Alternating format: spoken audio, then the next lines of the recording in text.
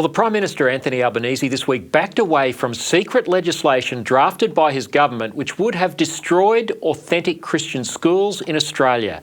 This follows a massive campaign of resistance by the Christian school movement and other faith leaders, which has effectively driven the government to a stalemate. At issue is the freedom of faith-based schools to employ staff who share the ethos of the schools and their parent communities, particularly on issues like the definition of marriage and the truth about gender. Now, since same-sex marriage was legalised, Labor, Greens, Teals and some Liberal politicians have been working on behalf of intolerant LGBTIQA+ political activist groups to strip schools of their religious freedom and, with that, parents of their choice in education of their children. Now, joining me now to discuss this is the Director of Public Policy at Christian Schools Australia, Mark Spencer. Mark, thanks for your time. Your sector put up quite a fight, big public rallies in all the capital cities, showcasing the community good of your schools. Has the PM blinked? Yeah, well, we collaborated with our colleagues, the Australian Association of Christian Schools and Associated Christian Schools, and put on those rallies that you mentioned, and it was great to see you at a couple of those, Lyle. Now, we had 4,200 people registered for those events across 6 states before we had shut them down because we hadn't reached capacity for the venues. So we're talking about people coming out midweek, late autumn, early winter. These are things that really are important to people who are spending their own money, choosing their child to a faith-based school, because we're providing the sort of education that they want. We heard some incredible stories at those events of faith staff, on students, on families, on the wider community through those schools. Why are you wanting to mess with all this good stuff? Why interfere with the great things happening in Christian and other faith-based schools across the country? Well, it seems like the message, and I know we've got a bit of a bad internet connection there, Mark, but we'll keep pressing on. But it seems like, the really positive message that came through those meetings, and you're right, I had the privilege of being at a couple of them, has got through to the PM's office. I know that you guys encourage people to send postcards directly to the PM, and we've suddenly seen him back down on this legislation, which really would have been the death knell. Now we reported exclusively here on ADH TV back in April that the Prime Minister Albanese made a commitment to a group of faith leaders, which included yourself, that freedom of religion would not go backwards under his government, and he asked you for an alternative proposal. Obviously, that alternative proposal is still sitting in a shelf somewhere. Yeah, we had this meeting with the Prime Minister and the Attorney General. I was sitting right next to the Prime Minister. I mean, he seemed very genuine in his desire to find a solution at that meeting on the 12th of April. Faith leaders engaged with their lawyers, with their advisors. A lot of work was put into providing a very detailed line-by-line analysis by experts in this area of law, people who know what international law says about this, know what's happening overseas in this area of law. And following that process, faith leaders from a wide range of faiths, Christian, Catholic, Orthodox, Jewish, Islamic groups, all put proposals to the Attorney General, all very similar proposals, basically on the same page, saying what we needed, the minimum we need as faith-based religious educational institutions to continue to be those authentic communities of faith the government said we could be. And presumably, Mark, that's that not minimum... perfect solution. Sorry, Mark. Presumably that minimum was the right to employ staff who share your ethos, and to politely say to people, look, if you don't share the ethos, well, perhaps there's another place where you can go and work. Yeah, the minimum was to be able to teach what we believe, to employ staff who share those beliefs, and to be able to make sure we can operate our schools and maintain that culture of our schools that reflects and supports those beliefs. Employing basic disciplinary standards across our student and communities. Well, that's all very reasonable. I think most Australians would agree that a Christian school should be allowed to do those things, whether they agree or not. We live and let live in this country and we have tolerance. But I think Something that occurred at the Adelaide meeting interested me, a speech by Senator Karen Grogan, the Labor senator from South Australian. I think she really put her finger on the contradiction that's at play here. We've got some audio recording of this. Let's take a listen. But it's not all that we must achieve. The challenge of human rights is they must be inalienable. To have integrity and to meet the lofty ideals set out in the Universal Declaration, there can be no exception or exemption to a human right. Wow.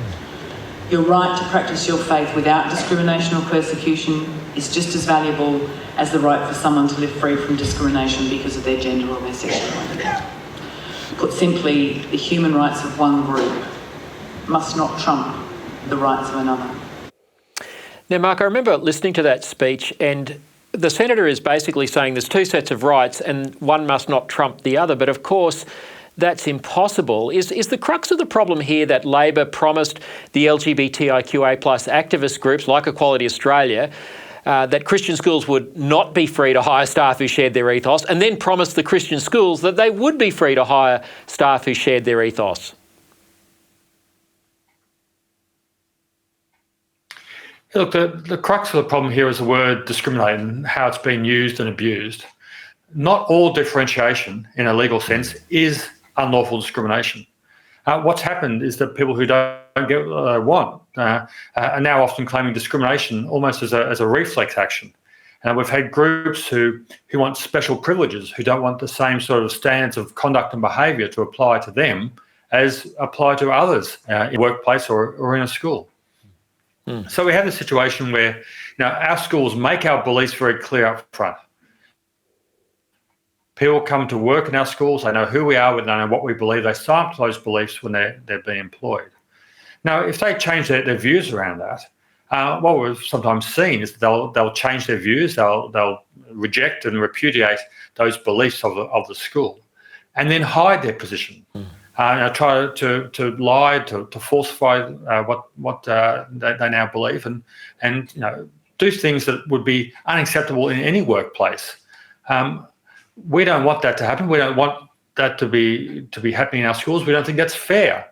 It wouldn't be tolerated elsewhere, and it shouldn't be tolerated. We shouldn't be forced to tolerate that in our schools simply because it relates to beliefs around protected attributes. And that's all we're wanting, is a simple ability to be consistent in the same way as other employers are about what our beliefs are, what our requirements are to work in our schools, and to maintain those. That's not discrimination. No, of course it's not. And in fact, it's quite unfair to parents who know what the school believes quite up front, as you say, and send their kids there. And I understand your enrolments are through the roof, particularly since same-sex marriage came into force, and the whole gender fluid ideology is being promoted in other schools. Parents are flocking and voting with their feet. So they should expect that the staff reflect the values that they've signed on to for their kids. Now Mark, while you've achieved a stalemate with the Prime Minister, your schools still remain vulnerable, though, as a result of the changes to the Marriage Act and the weaponisation of laws which favour this new radical gender identity politics that we're living in. That's still a problem despite the stalemate, isn't it? This issue is not resolved. The issue isn't resolved, and what we're seeing around the states and territories is that activists, lawyers and bureaucrats, people in law reform commissions, human rights commissions, want to force our schools to take an approach to education. They want to tell us who we can teach in what positions. They want to say, well, we don't think you should need to be a person of faith to teach maths or science or to be a gardener or to be this or to be that.